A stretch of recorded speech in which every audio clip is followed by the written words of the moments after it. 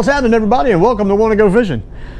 I would like to show you something today that has been eating away at me for quite some time, and I've been wanting to do this, and today we are looking at the Honda Monkey. Now, what we're looking at is something that I've been wanting to build for the Honda Monkey because a couple of the other little things that I tried to accomplish with it as far as fishing goes didn't really work out quite the way I wanted it to.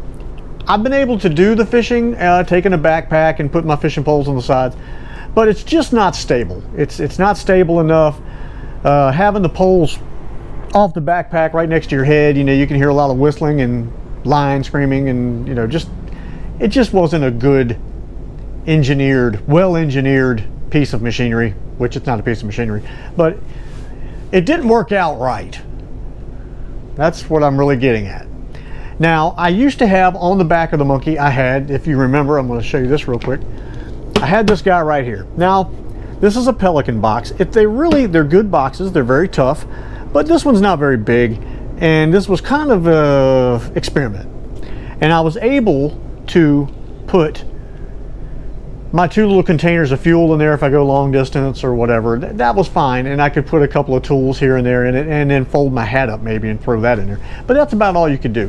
And I liked it, but yet I knew that wasn't going to be the permanent fix for what I was trying to do. So I got into watching the kayakers. Now, the kayakers were using milk crates, rod holders, and all that kind of stuff, and they were putting them in the back of their kayaks, and I said, well, that's not a bad idea, and I still may do that for my kayak, but I needed to figure out a way to make it work for the Monkey. Now, I have a chrome rack on the back of the Monkey, but it's more the Monkey is very nostalgic, and the things that people kind of get for them on occasions, they're kind of nostalgic for the time frame, and that's the way it looked. It was a small rack, small chrome rack, and that was made by H2C company, and it looks really great on it, but it wasn't very big. So I needed to be able to extend it if I was going to put anything any bigger on there. So with that being said, I needed more than just an idea. I needed help. And I have a friend of mine, Ronnie, if you've watched any of the Mr. T, the Toyota truck that I kind of am still working on, he helped me in his garage. He had a lift in his garage, and Ronnie is also a master carpenter. And I had an idea, and people like Ronnie take ideas and they make them real. And Ronnie has the tools and the know-how. So I went to him and said, hey, this is what I'm trying to accomplish. This is the look I'm going for. What can you do? What can you help me with? So here's what Ronnie did. I'm going to show you the Monkey now and what we have done. Dun, dun, dun, dun, dun, dun, dun, dun, dun, dun, dun. Okay, it's really not a whole lot different than what you would see on a kayak. Okay, you got your rod holders, which these rod holders were separate. They have little brackets right here and here, and you got a screw that goes through the middle there. All I did was, if you look right in here, there's one of these used to be in there, and you go down here, one of these that used to be there. Took my Dremel, cut them out, made it nice and flat so that would sit flush in there, drilled it, came through with some stainless steel hardware there, and we got some little rubber tips for, they're basically vacuum carburetor block offs. I just put those on there to keep from tearing anything. Now, what Ronnie did, we designed this piece of white board you see under here is PVC. That is a plastic that's going to not damage the chrome rack that you see here. He also cut me a bracket off that PVC that actually fits perfectly, because it's smaller in the back than it is in the front, fits perfectly up in there. And we drilled the holes, measured everything out, and I got some more stainless steel hardware to go through there. These are a little longer than I want them to be, but they make good tie down points, so I'm leaving them. And basically what you have is what you see. It's really sturdy, but what we're getting ready to do is, I literally just finished it, and it was kind of a boring put together kind of thing, so I didn't figure you'd care much about seeing it all put together and whatever. But this is what we have done, and we have made the Monkey more fishing friendly. and carrying friendly for that matter. So I thank Ronnie for all the help. I truly appreciate it. Without him, I would still be messing with this today. Hours later, days later, even months later.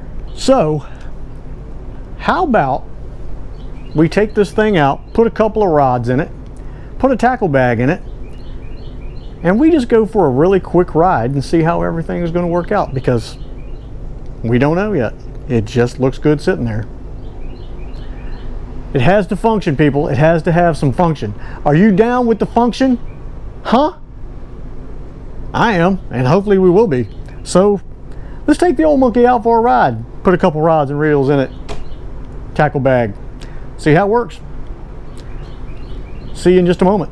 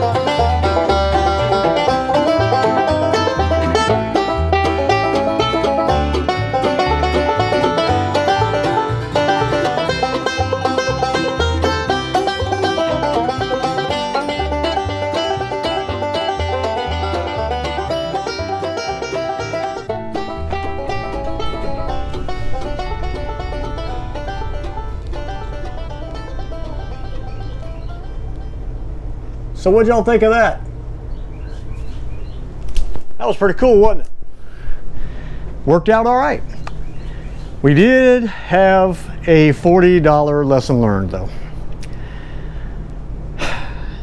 Whenever you're putting a spinning reel and rod combo in here, you're going to have to cut the line and hook it to the little line keeper that's on the spool. Evidently, the best I can figure, is the wind coming through the basket, even though my bag was back here, the wind coming through the basket got the spinning reel crank spinning so quickly that it bent the rod tip over until it finally broke it.